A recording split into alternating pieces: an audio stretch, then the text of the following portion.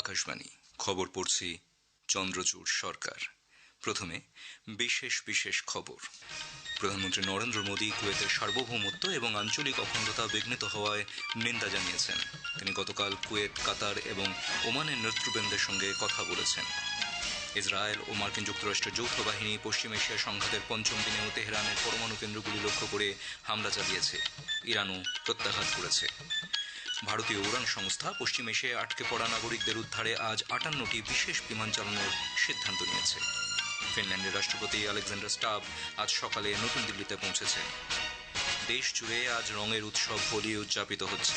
শুভেচ্ছা জানিয়েছেন রাষ্ট্রপতি, উপরাষ্ট্রপতি এবং প্রধানমন্ত্রী। ইডেনে আজ টি-20 ক্রিকেট বিশ্বকাপের প্রথম সেমিফাইনালে দক্ষিণ আফ্রিকা নিউজিল্যান্ডের বিরুদ্ধে খেলবে। খেলা শুরু হবে সন্ধে 7টায়। আসছি বিস্তারিত খবরে। প্রধানমন্ত্রী নরেন্দ্র মোদী কুয়েতের সার্বভৌমত্ব এবং আঞ্চলিক অখণ্ডতা লঙ্ঘনের নিন্দা করেছেন। কুয়েতের যুবরাজ শেখ সাবাহ আল খালেদ আল হামাদ আল মুবারক আল সাবাহ সঙ্গে টেলিফোনে কথা বলার সময় তিনি বলেন, এই কঠিন সময়ে ভারত কুয়েতের জনগণের পাশে রয়েছে। তিনি আঞ্চলিক শান্তি এবং স্থিতিশীলতা রক্ষায় আলোচনা এবং কূটনীতির উপর জোর দিয়েছেন। প্রধানমন্ত্রী নরেন্দ্র মোদী আজ কাতারের আমির Sheikh Tamim bin Hamad Al Thani, ওমানের সুলতান হাইথাম বিন তারিকের সঙ্গেও টেলিফোনে কথা বলেছেন। তিনি দেশগুলির সার্বভৌমত্ব এবং আঞ্চলিক অখণ্ডতা লঙ্ঘনের ঘটনার নিন্দা করেছেন। সংকটের এই সময়ে ভারত 3 দেশের জনগণের পাশে রয়েছে। সামাজিক মাধ্যমের এক বার্তায় তিনি কাতার, ওমান এবং কুয়েতে বসবাসরত ভারতীয় সম্প্রদায়ের সুরক্ষা এবং কল্যাণ নিশ্চিত করার জন্য 3 দেশের নেতৃবৃন্দের সহায়তার প্রশংসা করেছেন। পশ্চিম এশিয়া সংঘাতের পঞ্চম দিনে ইসরায়েল, মার্কিন যুক্তরাষ্ট্রের যৌথ বাহিনী তেহরানের পরমাণু কেন্দ্রে হামলা চালিয়েছে। অন্যদিকে ইরানও নতুন করে ড্রোন হামলা চালিয়েছে। সর্বশেষ পাওয়া তথ্য অনুযায়ী ইসরায়েল তার গোয়েন্দা তথ্য ব্যবহার করে তেহরানে ইরানের গুরুত্বপূর্ণ পারমাণবিক অস্ত্র উন্নয়ন কেন্দ্রে হামলা চালিয়েছে। ইসরায়েল জানিয়েছে যে যুদ্ধ শুরুর পর থেকে এই পর্যন্ত তাদের বিমান বাহিনী ইরানের প্রায় 300টি ক্ষেপণাস্ত্র উৎক্ষেপণ কেন্দ্র ধ্বংস করেছে। ইসরায়েল লেবাননে বিমান হামলা আরও তীব্র করেছে এবং হিজবুল্লাহর সঙ্গে সম্পর্কিত প্রায় 60টি লক্ষ্যবস্তুতে আঘাত করেছে। ইসরায়েল ইরানের অস্ত্রভাণ্ডার, ক্ষেপণাস্ত্র উৎক্ষেপণ কেন্দ্র, কমান্ডো সেন্টার এবং লেবাননের টায়ার এবং সিরন অঞ্চলে হিজবুল্লাহ এবং হামাসের অতিরিক্ত জঙ্গি ঘাঁটিগুলিতে হামলা চালিয়েছে।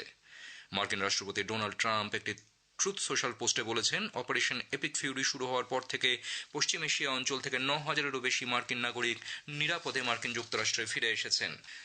মার্কিন কমান্ডার অ্যাডমিরাল ব্র্যাড কুপার বলেছেন, মার্কিন যুক্তরাষ্ট্র ইরানের ওপর আক্রমণ এখনই থামাবে না। ইরানের প্রতি আক্রমণের ক্ষমতাও দ্রুত কমছে বলে তিনি দাবি করেন। অপারেশন এপিক ফিউরি সম্পর্কে জানাতে গিয়ে মার্কিন কমান্ডার বলেছেন, যুক্তরাষ্ট্র 100 ঘন্টারও কম সময়ের মধ্যে প্রায় 2000 লক্ষ্যবস্তুতে আঘাত এনেছে। ইরানের বিমান প্রতিরক্ষা ব্যবস্থা দুর্বল হয়ে পড়েছে। তিনি আরও জানান, ইরানের ব্যালিস্টিক ক্ষেপণাস্ত্র, লঞ্চার এবং ড্রোন সম্পূর্ণ নিষ্ক্রিয় করে দেওয়া হয়েছে। মার্কিন যুক্তরাষ্ট্রের B-2 এবং B-1 বোমারু বিমান ইরানের ক্ষেপণাস্ত্র পরিকাঠামো সম্পূর্ণ ধ্বংস করে দিয়েছে।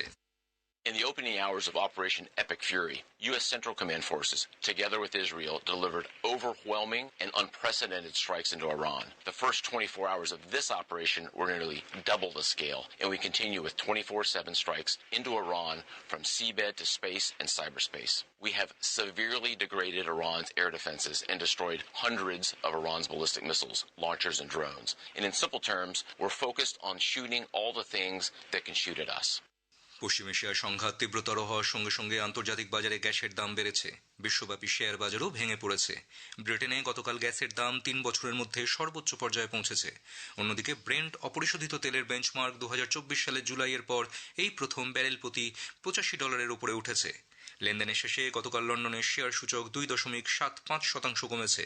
জার্মানি এবং ফ্রান্সেও সূচক যথাক্রমে 3.44% এবং 3.46% হ্রাস পেয়েছে। একই পরিস্থিতি জাপান, মার্কিন যুক্তরাষ্ট্র এবং হংকংয়ের শেয়ার বাজারে লক্ষ্য করা গেছে। ভারতীয় শেয়ার বাজারেও এর প্রভাব লক্ষ্য করা গেছে। তেহরান শহরে সাম্প্রতিক উত্তেজনার প্রেক্ষিতে ইরানে ভারতের দূতাবাস সেখানকার ভারতীয় পড়ুয়াদের শহরের বাইরে নিরাপদ স্থানে সরিয়ে নিয়ে যাওয়ার প্রক্রিয়া শুরু করেছে। দূতাবাসের পক্ষ থেকে এক অ্যাডভাইজারিতে বলা হয়েছে, এদের থাকা, খাওয়া এবং পরিবহনের সমস্ত ব্যবস্থা করা হয়েছে। শুধুমাত্র স্বল্প সংখ্যক কিছু পড়ুয়া যারা দূতাবাসের প্রস্তাবে রাজি হননি তারাই তেহরানে রয়েছেন।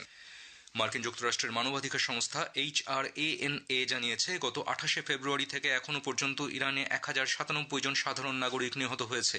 নিহতদের মধ্যে 181 জন শিশু যাদের বয়স 10 বছরের নিচে। এছাড়া আহতদের সংখ্যা বেড়ে দাঁড়িয়েছে 5402, যার মধ্যে 100 জন শিশু রয়েছে। HRANA জানিয়েছে, গত 24 ঘন্টায় সামরিক ঘাঁটি, চিকিৎসা কেন্দ্র এবং আবাসিক এলাকা লক্ষ্য করে অন্তত 104টি হামলার ঘটনা ঘটেছে। ভারতের অসামরিক বিমান পরিবহন মন্ত্রক জানিয়েছে যে পশ্চিম এশিয়ার কিছু অংশে আকাশসীমায় উদ্ভূত পরিস্থিতির কারণে এখনও পর্যন্ত ভারতীয় বিমান সংস্থাগুলির 1,200-রও ওপরে উড়ান এবং বিদেশি বিমান সংস্থাগুলির প্রায় 380টি উড়ান বাতিল করা হয়েছে। এক বিবৃতিতে মন্ত্রক জানিয়েছে তারা পরিস্থিতির উপর নিবিড়ভাবে নজর রাখছে এবং আটকে পড়া যাত্রীদের সুবিধার্থে বিশেষ ব্যবস্থা করা হচ্ছে। ভারতীয় বিমান সংস্থাগুলি আজ 58টি উড়ান চালাবে, যার মধ্যে ইন্ডিগোর 30টি এবং এয়ার ইন্ডিয়া এক্সপ্রেসের 23টি উড়ান রয়েছে। ভারতীয় বিমান সংস্থাগুলি তাদের সময়সূচিতে প্রয়োজন মাফিক পরিবর্তন করেছে। এর সঙ্গে দীর্ঘ এবং অতি দীর্ঘ দূরত্বের বিমান পরিষেবাগুলিকে বিপজ্জনক আকাশসীমা এড়িয়ে পর্যায়ক্রমে বিকল্প আকাশপথে পুনরায় চালু করা হচ্ছে। উত্তর পশ্চিম পাকিস্তানের তোরখাম সীমান্তে পাকিস্তান সেনাবাহিনীর অভিযানে আফগান তালিবানের এক কমান্ডার নিহত হয়েছে। পাকিস্তান সেনা সূত্রে জানা গেছে তেহরিক ই তালিবান আফগানিস্তানের টিটি এর কমান্ডার কাহরমান এবং তার সহযোগীরা গতরাতে পাক আফগান সীমান্ত দিয়ে পাকিস্তানে ঢোকার চেষ্টা করার সময় সেনা অভিযানে নিহত হয়। খবর শুনছেন আকাশবাণী থেকে। আমাদের সংবাদ শোনা যাবে ইউটিউব চ্যানেল আকাশবাণী সংবাদ বাংলা, ফেসবুক ও ইনস্টাগ্রাম আকাশবাণী সংবাদ কলকাতা এবং এক্স হ্যান্ডেল AIR নিউজ কলকাতাতে। ফিনল্যান্ডের প্রেসিডেন্ট আলেকজান্ডার স্টাব আজ সকালে রাষ্ট্রীয় সফরে নতুন দিল্লিতে পৌঁছেছেন। তাকে আনুষ্ঠানিক অভ্যর্থনা এবং গার্ড অফ অনার দেওয়া হয়। বিমানবন্দরে তাকে স্বাগত জানান বিদেশ প্রতিমন্ত্রী কীর্তিবর্ধন সিং। প্রেসিডেন্ট স্টাব রাইসিনা ডায়ালগ 2026-এর প্রধান অতিথি ও মূল বক্তা। নতুন দিল্লিতে পৌঁছানোর পর সামাজিক মাধ্যমের এক পোস্টে প্রেসিডেন্ট স্টাব জানিয়েছেন তাঁর এই সফর বাণিজ্য সহ আরও বিভিন্ন ক্ষেত্রে ভারত ফিনল্যান্ড সম্পর্ককে আরও সুদৃঢ় করবে। ফিনল্যান্ডের প্রেসিডেন্টকে স্বাগত জানিয়ে প্রধানমন্ত্রী নরেন্দ্র মোদী বলেছেন এই সফর দুই দেশের সম্পর্ককে নতুন উচ্চতায় নিয়ে যাবে। তিনি আরও জানিয়েছেন আগামীকাল তাঁদের বৈঠক এবং প্রেসিডেন্ট স্টাবের রাইসিনা ডায়ালগে মূল বক্তব্যের জন্য তিনি অধীর আগ্রহে অপেক্ষা করছেন। কেন্দ্রীয় অসামরিক উড়ান চলাচল মন্ত্রী রামমোহন নাইডু নতুন দিল্লির ভোগাপুরামে গ্রিনফিল্ড বিমানবন্দর এবং বিজয়ওয়াড়া বিমানবন্দরের নতুন টার্মিনালের বিষয়ে সংশ্লিষ্ট কর্তৃপক্ষের সঙ্গে আজ এক বৈঠকে পৌরোহিত্য করেন। মন্ত্রক, ভারতের বিমানবন্দর কর্তৃপক্ষ, অসামরিক উড়ান চলাচল মহানির্দেশালয়, রাজ্য সরকার এবং অন্যান্য আধিকারিকেরা বৈঠকে যোগ দেন। হিমাচল প্রদেশ সরকার তাঁদের ইকো ট্যুরিজমকে আরও শক্তিশালী করতে কুল্লু জেলার অনাবিষ্কৃত পর্যটন কেন্দ্রের বিকাশে গুরুত্ব দিয়েছে। কুল্লু সার্কেলে বন বিভাগের 16টিরও বেশি ইকো ট্যুরিজম স্থান চিহ্নিত করা হয়েছে। পর্যটকদের সুবিধার জন্য পর্যাপ্ত ব্যবস্থা রাখা হচ্ছে। এর ফলে স্থানীয় যুবকদের কর্মসংস্থানেরও সুযোগ হবে বলে আশা করা হচ্ছে। আনন্দ ও উৎসাহের সঙ্গে আজ রঙের উৎসবে মেতে উঠেছেন দেশবাসী। বিভিন্ন মন্দিরে পুজোর পর মানুষ রং মাখিয়ে একে অপরকে শুভেচ্ছা জানাচ্ছেন। উত্তরপ্রদেশের বরেলি ও ফিরোজাবাদ সহ বিভিন্ন এলাকায় শোভাযাত্রা অনুষ্ঠিত হচ্ছে। মথুরা ও বৃন্দাবনেও রঙের উৎসবে জমকালো আয়োজন হয়েছে। গান, নাচ, রং, জল, ফুল এবং মিষ্টি বিতরণের মাধ্যমে সমাজের বিভিন্ন অংশের মানুষ এবং বিদেশিরাও উৎসবে যোগ দিয়েছেন। মুখ্যমন্ত্রী যোগী আদিত্যনাথ গোরক্ষপুরে এই উৎসবে সামিল হয়ে বিখ্যাত নরসিংহ ভগবানের শোভাযাত্রায় অংশ নেবেন। দেশের বিভিন্ন জায়গায় কোনো অপ্রীতিকর ঘটনা যাতে না ঘটে তার জন্য পুলিশ ব্যাপক ব্যবস্থা গ্রহণ করেছে। হোলি উপলক্ষে দিল্লি ট্রাফিক পুলিশ রাজধানীতে সুষ্ঠু যান চলাচল নিশ্চিত করার ব্যাপারে ব্যবস্থা নিয়েছে। অতিরিক্ত পুলিশ কমিশনার দীনেশ কুমার গুপ্তা বলেন সকাল থেকে সন্ধে পর্যন্ত প্রায় 134টি রাস্তার মূলে পুলিশ মোতায়েন করা হবে। 79টি পিকেট বসানো হয়েছে যা অ্যালোকোমিটার দিয়ে মদ্যপ অবস্থায় গাড়ি চালানো রোধে তল্লাশি চালাবে। রাষ্ট্রপতি দ্রৌপদী মুর্মু, উপরাষ্ট্রপতি CP রাধাকৃষ্ণন, প্রধানমন্ত্রী নরেন্দ্র মোদী সহ বহু বিশিষ্ট ব্যক্তি হোলিতে দেশবাসীকে শুভেচ্ছা জানিয়েছেন। রাষ্ট্রপতি তাঁর বার্তায় বলেছেন হোলি আনন্দের উৎসব এবং সামাজিক সম্প্রীতির বার্তা বহন করে। শ্রীমতী মুর্মু হোলিকে বৈচিত্র্যের মধ্যে ঐক্যের প্রতীক বলে অভিহিত করেছেন। উপরাষ্ট্রপতি CP রাধাকৃষ্ণন সোশ্যাল মিডিয়ার এক পোস্টে বলেছেন এই উৎসব বসন্তের আগমনকে চিহ্নিত করে। ভারতীয় নাগরিকদের আশা এবং প্রাণবন্ত চেতনার প্রতীক হোলি ভ্রাতৃত্ব, পারস্পরিক শ্রদ্ধা এবং আনন্দের প্রতিফলন ঘটায়। প্রধানমন্ত্রী নরেন্দ্র মোদী হোলি উপলক্ষে তাঁর বার্তায় বলেছেন এই উৎসব দেশকে নতুন শক্তিতে উদ্দীপিত করবে। ইডেনে আজ T20 ক্রিকেট বিশ্বকাপের প্রথম সেমিফাইনাল ম্যাচে দক্ষিণ আফ্রিকা নিউজিল্যান্ডের বিরুদ্ধে খেলবে। খেলা শুরু সন্ধে 7টায়। আগামীকাল মুম্বাইয়ের ওয়াংখেড়ে স্টেডিয়ামে দ্বিতীয় সেমিফাইনালে ভারত ইংল্যান্ডের মুখোমুখি হবে। ফাইনাল রবিবার আহমেদাবাদে। শেষ করার আগে খবরের বিশেষ কিছু অংশ আরেকবার। প্রধানমন্ত্রী নরেন্দ্র মোদী কুয়েতের সার্বভৌমত্ব এবং আঞ্চলিক অখণ্ডতা বিঘ্নিত হওয়ার নিন্দা জানিয়েছেন।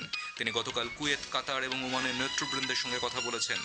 ভারতীয় উড়ান সংস্থা পশ্চিম এশিয়ায় আটকে পড়া নাগরিকদের উদ্ধারে আজ 58টি বিশেষ বিমান চালানোর সিদ্ধান্ত নিয়েছে। ফিনল্যান্ডের রাষ্ট্রপতি আলেকজান্ডার স্টাব আজ সকালে নতুন দিল্লিতে পৌঁছেছেন। খবর শেষ হলো। এখন শুনবেন স্থানীয় সংবাদ।